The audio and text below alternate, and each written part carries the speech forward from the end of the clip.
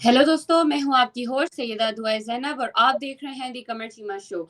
आज के प्रोग्राम में हम तुर्की के हालात पर बात करेंगे, खास तौर पर उसी बात पर कि इस्तांबुल के मेयर और अपोजिशन के एक अहम शख्स जिसे अरेस्ट कर लिया गया है, उनके अरेस्ट होने पर बहुत से प्रोटेस्ट कई रातों से जारी हैं। ये अरेस्ट जिसे करप्शन और टेररिज्म के इल्ज़ाम लगाए गए हैं, ने पूरे मुल्क में सियासी और इक्तिसादी माहौल को हिला कर रख दिया है। तो इन सवालों के ज़रिए हम पता करेंगे, हम समझने की कोशिश करेंगे कि आखिर इस प्रोटेस्ट का या इस चीज़ का क्या नतीजा निकलेगा, या हम जो मुस्लिम वर्ल्ड हैं वो हम जो डेमोक्रेसी है उसको इस तरह से क्यों नहीं हम लोग करते, और हम लोग ज़्यादातर ऑटोक्रेसी की तरफ क्यों चले जाते हैं। अब हम तुर्की का ही देख लें तो वो भी एक अथॉरिटेरियन गवर्नमेंट हमें ज़्यादा फील होती है, जिस तरह प्रोटेस्ट के खिलाफ वो लोग फैसले ले रहे हैं। तो इसके बारे में आज हम डॉक्टर कमर चीमा साहब से बात करेंगे। तो जी डॉक्टर साहब, जैसे कि आपको पता है सारे हालात, तो आप क्या देखते हैं कि इस अरेस्ट के बाद तुर्की की क्या सियासी हालत में क्या तब्दीली आएगी, और ये सारा कुछ किस तरफ हमें लेके जा रहा है? Thank you. दुआ दुआ पाकिस्तान और टर्की और दुनिया के जो बाकी ममालिक हैं, मुस्लिम ममालिक को देखें तो बदकिस्मती से इन ममालिक के अंदर आपको जमहूरियत नज़र नहीं आती। ठीक है, मुझे एक इंडियन ऑथर हैं M J Akbar, I think minister for external affairs भी रहे हैं थोड़ी देर के लिए पिछली मोदी साहब की गवर्नमेंट में। और उनकी मुझे एक टर्म, उनके मुझे लफ्ज़ बड़ा याद आ रहा है। उसने कहा था कि Indian Muslims are the only Muslims who are enjoying uninterrupted democracy. Indian Muslims are enjoying uninterrupted democracy. इन पिछले जो 70 सालों के अंदर यही सिर्फ मुसलमान हैं जिनके पास सही जमहूरियत आई है। बाकी दुनिया के अंदर किसी मुसलमान मुल्क के अंदर कोई जमहूरियत नहीं आई। अब टर्की की बात हमने अगले दिन भी की, लेकिन अभी भी अब टर्की जो है ना, it is becoming an autocracy. ठीक है जी।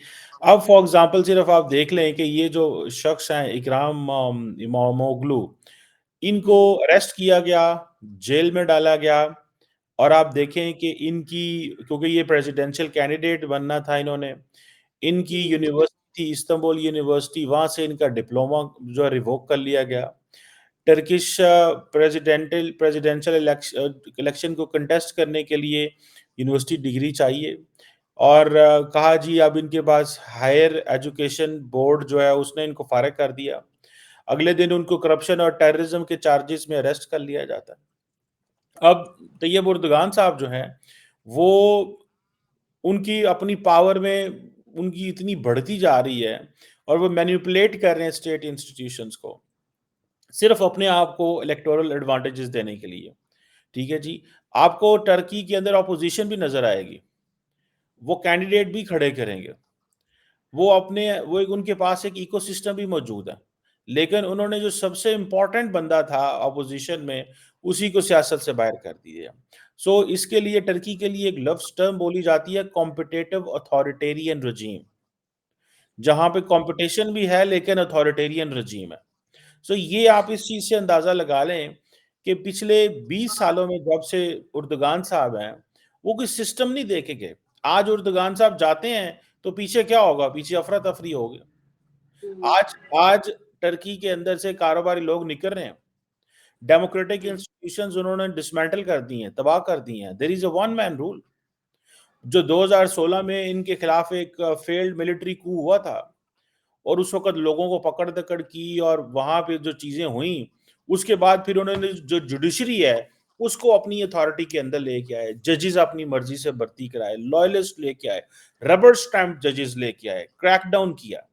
आपको पता है इस वक्त 90% जो टर्की का जो मीडिया है वो प्रो गवर्नमेंट स्टांस लेता है। नहीं लेते तो आप जर्नलिस्ट जो है वो जेलों में चले जाते हैं।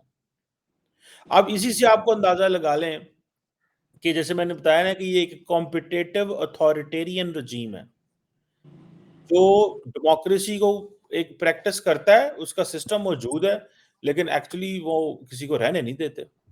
आप जुडिशरी जब आपके कंट्रोल में हो, मीडिया जब आप कंट्रोल करते हो, स्टेट इंस्टीट्यूशंस को आपने वेपनाइज किया हुआ है, अपने अपोनेंट्स को जेलों में डालते हैं, तो अब आपकी सारी की सारी ऑपोजिशन तो वल्नरेबल है।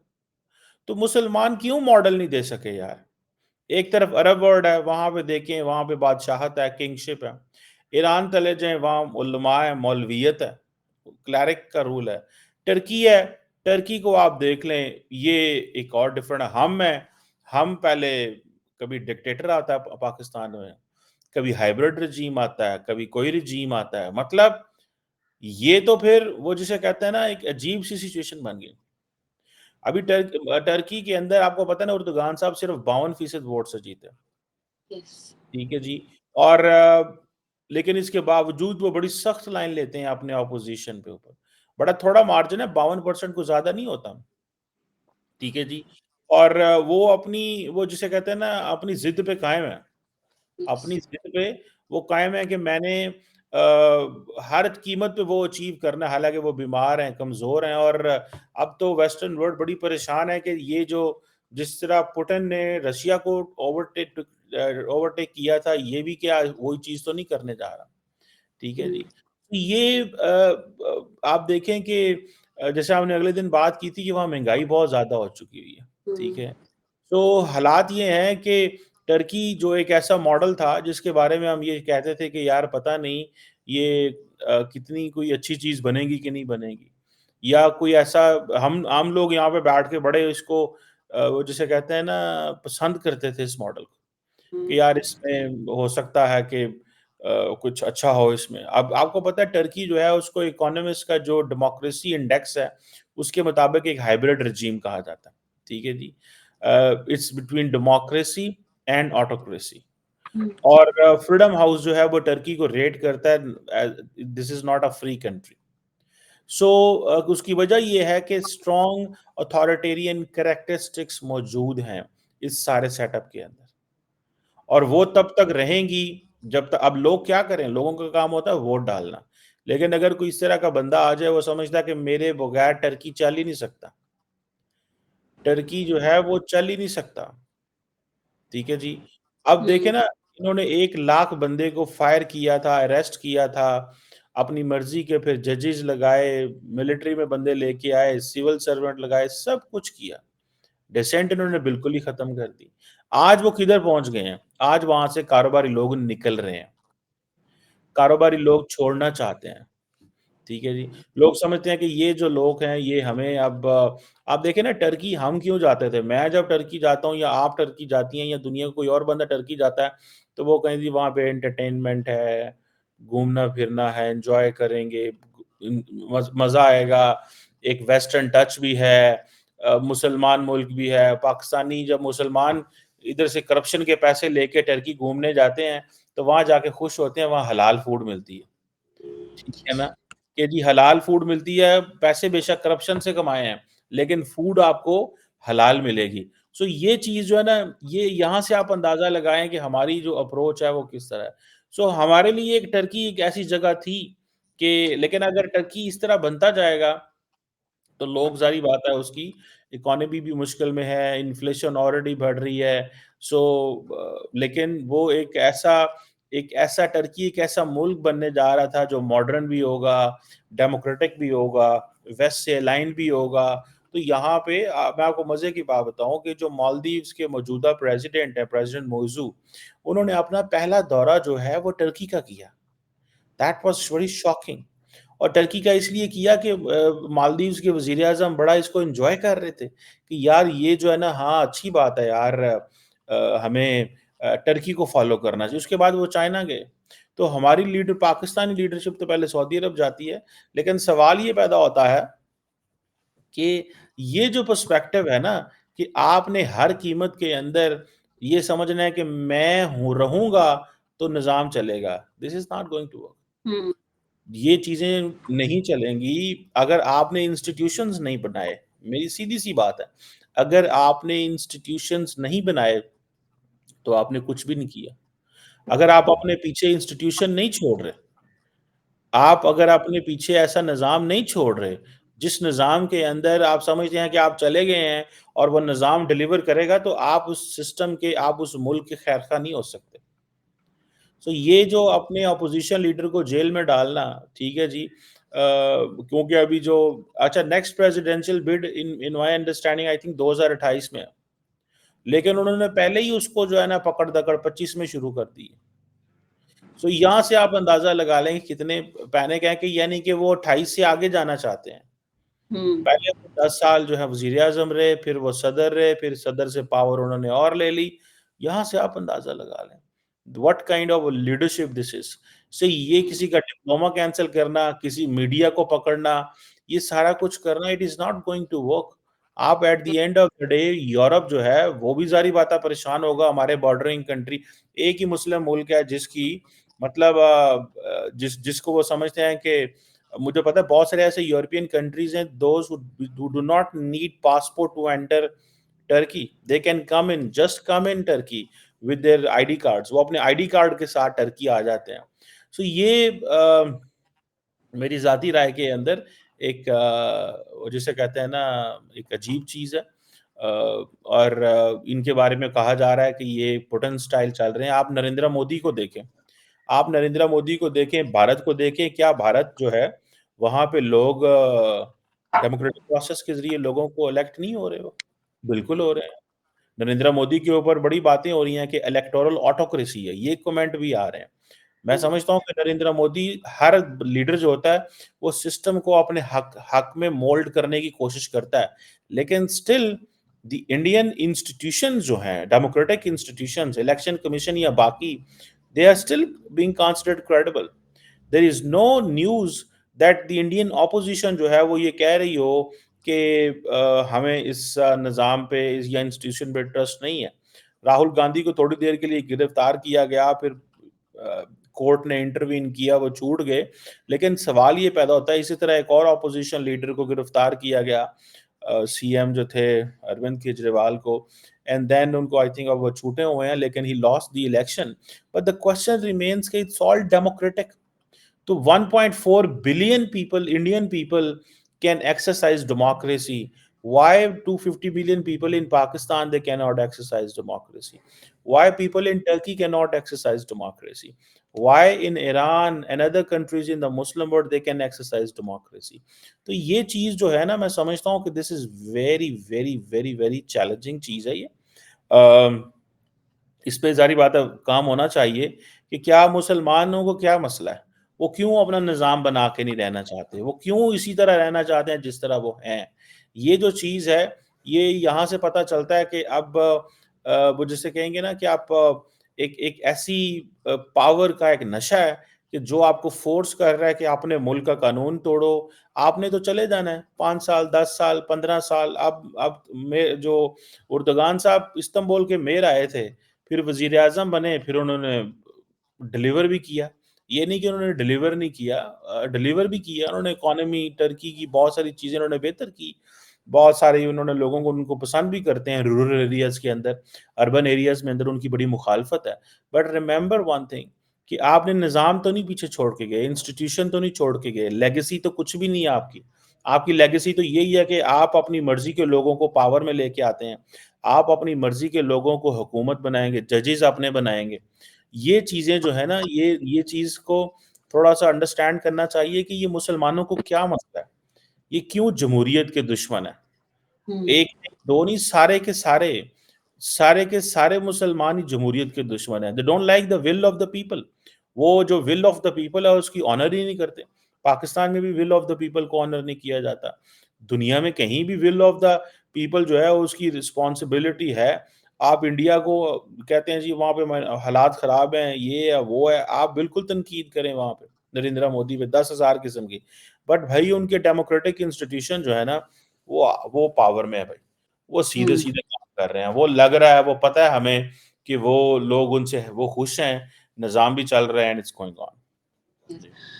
जी चीमा साहब, जैसे हमने देखा कि ऑब्वियसली आपने भी बताया कि प्रोटेस्ट के बावजूद जो गवर्नमेंट है उन्होंने सोशल मीडिया प्लेटफॉर्म्स को भी रिस्ट्रिक्ट कर दिया है। उन्होंने जुडिशियल जो मीडिया है उस पर शदीद सरकारी दबाव भी डाला हुआ है। और تو کیا آپ یہ نہیں دیکھتے کہ یہ قدم جو ہے یہ کس حد تک پبلک کو کنٹرول کرنے کے لیے اٹھایا گیا ہے؟ ساتھ ہی اگر ہم دیکھیں تو ان میئر سے جو اہم انسٹیٹیوشنز ہیں لائک جو باعث نہیں ہے تو وہ جو ڈیموکریسی کے لیے ضروری ہیں ان پر نیگیٹو اثرات، اور خاص کر یہ جو آٹوکریٹک میئرز وہ لوگ لے رہے ہیں، آخر کار ترکش عوام کے لیے کتنی یہ نقصان دہ ہوں گی، اور یہ لانگ ٹرم سٹیبلٹی یا اکنامک گروتھ کو کس طرح سے افیکٹ کر سکتی ہیں؟ دیکھیں جو اردگان کے لیے سب سے بڑا مسئلہ جو ہے نا وہ تو ہے اکانومی، ٹھیک ہے جی، کیونکہ اصل ٹرکی کا مسئلہ ہے inflation and economic deterioration and it is going on since 2018. اصل پرابلم یہ ہے، لیکن اگر آپ جوڈیشری میڈیا کو دبائیں گے، ٹھیک ہے جی، اور ان کو دبا کے خاموشی کے ساتھ اپنا وہ جسے کہتے ہیں نا ٹاپ ڈاؤن اپروچ کے ذریعے نظام چلانا چاہتے ہیں تو اٹ ول ناٹ ورک. کتنی دیر کر سکتے ہیں؟ دیکھیں میڈیا تو موجود ہے، لوگ تو بات کریں گے، ہر روز کوئی نہ کوئی وہ جسے کہتے ہیں نا فائنانس منسٹر بھی بدلیں گے، ٹھیک ہے جی. جو ٹرکی کے بڑے بزنس گروپ ہیں، ٹرکش انڈسٹریز ہیں، بزنس ایسوسی ایشن ہیں، وہ گورنمنٹ کو ڈیلی بنیادوں پہ تنقید کر رہے ہیں جو ان کے اکنامک پروگرام ہے، ٹھیک ہے جی. اور وہ اب بزنس گروپ کو تو نہیں آپ انڈرمائن کر سکتے نا. بزنس تو دیکھیں فری مارکیٹ اکانومی جو ہے یا بزنس تو ہے وہ چلتا ہے آن دی سینٹیمنٹس، وہ تو سینٹیمنٹس پہ چلتا ہے، ٹھیک ہے نا جی. سو یہ جو 2024 میں میونسپل الیکشن ہوئے وہاں پہ بھی لوگوں نے یہی کہا، ٹھیک ہے جی، کہ بھائی آپ ہمیں کاروبار کرنے دیں، یہ مائکرو مینجمنٹ نہ کریں. سو اس مائکرو مینجمنٹ کرنے کے لیے جوڈیشری جو آپ بات کہہ رہی ہیں اس کو بھی ہاتھ میں رکھنا پڑتا ہے، میڈیا بھی ہاتھ میں رکھنا پڑتا ہے، پبلک اوپینین بھی کنٹرول کرنی پڑتی ہے، پولیس کو بھی ہاتھ میں رکھنا پڑے گا، سول بیوروکریسی کو بھی ہاتھ میں رکھنا پڑے گا. سو دس از دا اسٹوری. یہ جو اسٹوری ہے نا جناب، یہ بڑی سیدھی سی ہے کہ یہ مجھے لگتا ہے کہ یہ ٹرکی کے لیے بہت بڑی درد سر بن جائے گا، اور یہ ٹرکی جو ہے نا یہ مینج نہیں کر پائے گا. اور ٹرکی کی بھی بڑی بولڈ یوتھ ہے، ٹھیک ہے، وہاں پہ بھی لوگوں جو ہے نا ان کا بھی دل کرتا ہے کہ ہم بھی ٹرکی سے نکل جائیں، جس طرح باقی ملکوں کا دل کرتا ہے نا ہم ٹرکی سے نکل جائیں. اینڈ دین آپ کو پتہ ہے پھر بیکاز آف ان حرکات کی وجہ سے یورپ کے اندر بھی اردوغان صاحب کی کوئی عزت نہیں ہے.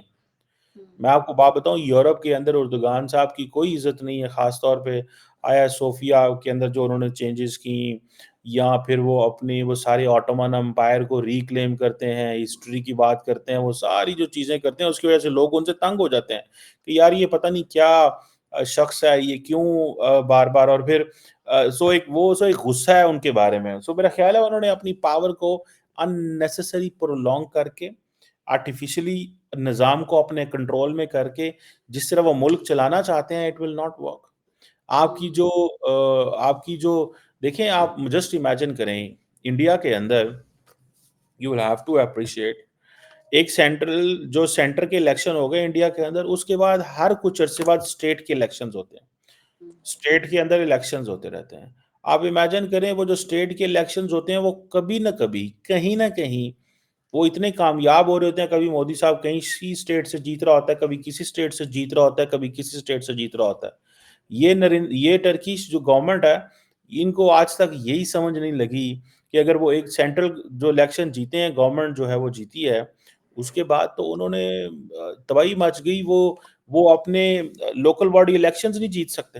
تو اس سے آپ اندازہ لگائیں کہ وہ کیا جسے کہتے ہیں نا کیا کنٹرول ہے ان کا، کہ اگر سینٹرل جو الیکشن ہے وہ جیتے ہیں تو جو لوکل باڈی سیٹ اپ ہے اس کو نہیں جیت سکتے، اور اس کو جیتنے کے لیے وہ ان کو پھر بہت تگ و دو کرنی پڑتی ہے. سو مجھے ایسا لگتا ہے کہ اگر آپ آرٹیفیشلی نظام کو کنٹرول کریں گے اٹ ول ناٹ ورک. تھوڑی دیر چلے گا، لمبا عرصہ یہ کبھی بھی نہیں چل سکتا. اس کی وجہ یہ ہے کہ آپ لمبا عرصہ کے لیے یہ نظام بنے ہی نہیں ہوتے. جمہوریت نام ہی اسی چیز کا ہے. دا مومنٹ دنیا کی پبلک اوپینین آپ کے خلاف ہے، آپ گھر جائیں، اگلے کو آنے دیں. اگر آپ نظام چھوڑ کے جائیں، آپ انسٹیٹیوشن چھوڑ کے جائیں تو پھر بات ہے. سو میرا خیال ہے کہ یہ چیز ہے جو کرنے کی ہے، لیکن وہ نظام بھی نہیں چھوڑ کے جا رہے، لوگوں کے اندر خوف بھی ڈال رہے ہیں، کرپشن کو بھی پروموٹ کر رہے ہیں، مینیپولیشن بھی کر رہے ہیں، لوگوں کو یہ کہہ رہے ہیں کہ طاقت کا استعمال کرو. اس کانسٹیٹیوشن جو کہ ٹرکی کا ہے اس کی بھی وائلیشن کر رہے ہیں. ٹرکی کی جو ریجنل اینڈ گلوبل ریپوٹیشن ہے وہ بھی ایٹ اسٹیک ہے.